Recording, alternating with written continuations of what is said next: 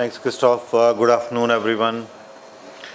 So, in fact, although I have a presentation and I'll quickly go through, but I'll try to cover as Christoph has mentioned. So very quickly, the energy storage technologies graph, where are we? Because we, as earlier speaker mentioned, Praveer also mentioned, that we need storage. And what kind of storage technologies, what will be good in the Indian context, what are the planning? And the 50 gigawatt hour kind of plan, which has been developed by Government of India, and we at PwC have been supporting that. I'll discuss a bit about that as well, because that will be the game changer going forward. So there are two kinds of technology, electromechanical and electrochemical. Lithium ion, sodium sulfur, and flow batteries. Keep an eye on these three. Lithium ion has reached the commercial kind of scale, and I'll show in one of the slides that what are the kind of scale at which Chinese companies are operating now. And that is what the Indian government also wants, that let us compete there. That is why the 50 gigawatt hour kind of a plan. So lithium ion, sodium sulfur, and the flow batteries, these are the three which are going to be the game changer in terms of price, in terms of their consistency, in terms of their operation, and support the network. I have also tried to compare these three, lithium ion, flow batteries, and the zinc air. And zinc air, because a lot of hope is being built upon the zinc air, although it has not reached the commercial scale yet. So lithium ion is winning technology with low risk in short and medium term overall. Because of shortage of time, I'm not describing each one of these parameters.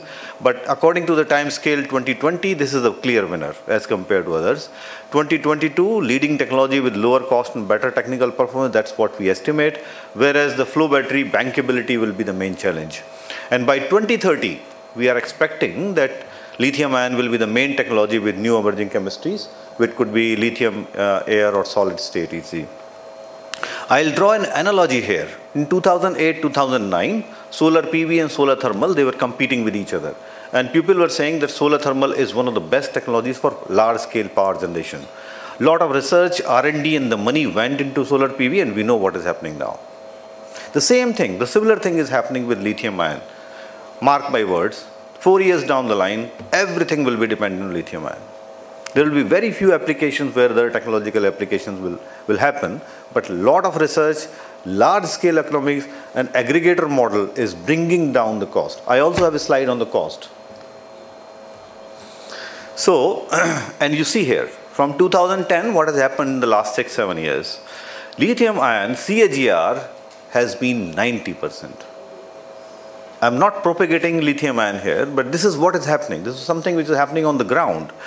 Flow battery CAGR has been 22%. The commercially mature technology like flywheel or compressed air, and obviously it is expected, but their CAGR is just less than 1% or 1%. So world is moving towards that. A lot of research is happening there, and the cost is being brought down. If you see the under construction or planning projects by technology, out of 2.3 gigawatts right now, lithium ion has a share of 50%, where CAES, because they are mature technology, has a share of 42%, which means they are lesser than the emerging technology. Even by number of projects, lithium ion is a clear-cut winner. Out of 227 under construction projects, 179 belongs to this technology. Okay, now a comment on prices. People are saying it all depends on price. Of course, yes. What has been the trend? From 2010 onwards till 2018, the price has come down to $176 per kilowatt hour. What is the inflection point? Inflection point is 100. People are saying once it reaches 100, it will be a game changer. The entire vehicle will change over to the electric vehicle space, because then the capex will compete with the conventional IC engines. Of course, the operational, if you see the life cycle analysis, maybe even now at this price, it will be competing. But I'm saying the capex, the purchasing of the vehicle, because the cost of the battery being come down, will compete with the IC engines. Our projection is that by 2024, that is a distinct possibility. $100 per kilowatt hour, and by 2030, 65. Why 2030? India government has said that 30% of the total manufacturing in that year will be of electric vehicle. That is only possible when you have this kind of prices. And globally also, Bloomberg and everybody is saying 40% or 35% total vehicles running on the road in the year 2030 will be electric vehicle. So these projections are possible once the prices come down. What has happened in the last 2 years? This is 2018 data. Since 2018 and 2020, the prices in China, which is dictating the market overall, leave alone what is happening right now, the prices have stabilized. The low quality ones, what we are looking at, is something like 140, 150. But the good quality ones are hovering around the same 170 or 180 prices since 2018. So within lithium ion, and we all know, those who are expert on the chemistry side, there are various chemistries. So the bigger ones, the biggies in the game, Panasonic, LG Chem, BYD, CATL, SK Innovation, these are the 4 or 5 biggies. And no surprise, most of them are from China. Some of them are planning and are thinking to set up a large-scale battery manufacturing in India. We are supporting few of them. So LFP, for example, offers a lower charge ST, however, the cheapest and fine deployment in buses and e-rickshaw. So that is where, besides NMC, we are finding few guys setting up LFP-based plant also. Because we have a large plant to deploy buses in India. It is something like 10,000 buses will be there on road in the next 2 years. 10,000 electric buses. Already tender for 5,595 buses have been floated by Department of Heavy Industries. China, of course, has taken the lead, without doubt. They have the manufacturing, they have the technology, they are putting a lot of money in the research, and their research, their money will yield dividends in 2-3 years' time. They are the clear winner now, but they will be winner by miles in 3-4 years from now. Much more than what US or Europe can actually even think of. So Chinese companies, what are their plans? LG Chem, 10 commissioned, 10 gigawatt hour, 32 is what their plan is. CATL, one of the largest, 39 already commissioned, 58 is what they are planning to. BYD, they already have a plant for manufacturing of buses in the country, in India, in Telangana. 26 and 20, Panasonic and Tesla combination, 85. They're also thinking of setting a plant in India. By the way, in SK Innovation, 15 and 10. So you find the kind of scale which is being already there, and they are planning to, it's game changer, completely a game changer for this industry in the world. Now, what is happening in India? So, before me, Mr. Subir mentioned about the pumped hydro. Of course, yes. So installed capacity of something like 4.8 and under construction of another 3.6. 9.6 is what we are thinking that will be from the pumped hydro. 35 market demand for advanced batteries and energy storage solutions in India. That is for Indian market, 35 gigawatt hour by 2022. 5.2 is what we already have, but most of it is from the lead acid, right? We have very few from the lithium ion. Most of the e-rickshaws which are being imported in the country or assembled in the country are running on the lithium ion. But earlier, it is all lead acid which is there. Energy storage demand in 2018 for the Indian market, 0.58 gigawatt, very minuscule from the electric vehicle. Storage also 0.06. But consumer electronics, mobiles, gadgets and all has been the largest consumer, but situation will change. See on the right side, 2030, electric vehicle will consume something like 190. That's what the projection is. Stationary storage number 2 with 28 and consumer electronics around 32. So that is why there is a need to manufacture here, to bring down the cost so that we compete with the biggies in the world.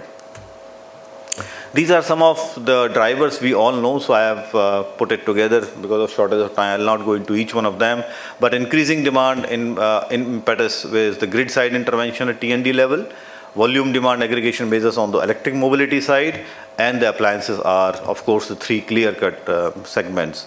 And the falling prices of battery technology, technology agnostic market, manufacturing boost or giga scale plants, I'll come to that, and the formation of JVs and the partnerships will drive the whole this energy storage market to a larger scale in the country. Okay, so what is the potential? Whenever somebody wants to set up a plant in India on the energy storage, they are bothered about the market size. What is the demand? Where is the demand coming from? So estimate is 1,100 gigawatt hour by 2030. And this is the cumulative one for the period 2018-19 till 2030. So you can say 10 to 11 years, total demand, cumulative potential is 1,100 gigawatt hour. We gave this potential to the government of India for utilizing in their projections and making their policies. They said, what is the conservative one? So we estimated the conservative.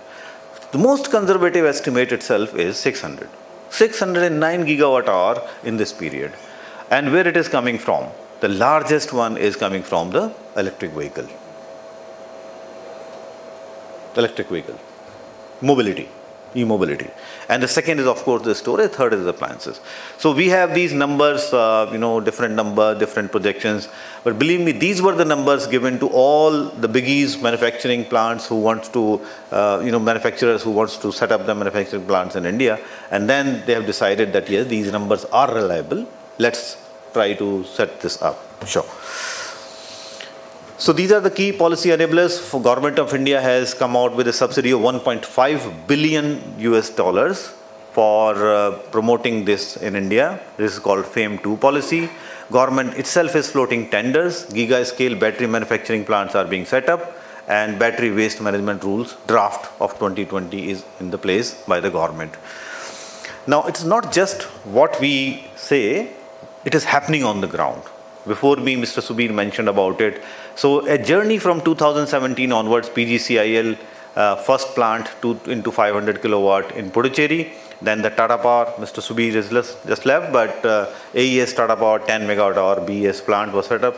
And if you see, now most of the government entities who are into this, whether it is NTPC, SECI, Solar Energy Corporation of India, PGCIL, or certain DISCOMs, everybody is coming out with a tender to promote the grid integration and also this storage so that we get a reliable 24/7 kind of a power. And this will increase. So more and more tenders from these agencies you will find are in this direction. These are some of the announcements. You may not have access to this, but these are important to know that who is trying to do here, trying to set up the plant here. Mahindra and LG Chem, Exide and Leklanche, Tata Group to set up 4,000 crore lithium-ion manufacturing in Gujarat. Suzuki, Toshiba, Denso joint venture. CATL, which is one of the largest in the world, is exploring cell manufacturing. Amara Raja has already announced 100 megawatt hour line lithium-ion. So this is all real. This is all real. This is not something which is imaginary. Now, just one thing, central government, Niti Aayog, we have developed this. 50 gigawatt hour tender is likely to come out in the month of April, latest by April. 5 gigawatt hour, one single plant minimum capacity, 20 gigawatt hour maximum capacity. So maximum 10 plants or minimum 3 plants, that is what. And they have very clearly defined and given the incentive like 100% acceleration, depreciation and all. Before I close, I'd like to mention that, we are very proud to be working with European Union. Edwin is here, Mr. Matthew is here. So we are working on this project called Clean Energy and Climate Partnership, under which, we are gathered here. And under this, there is a policy dialogue, capacity building, joint research innovation between India and European Union. And very soon we are going to organize a webinar on storage. Please join us on that storage webinar, share your comments, and we'll have few experts from Government of India, CECP, Indian industries, and of course EU representatives joining this show. Thank you very much.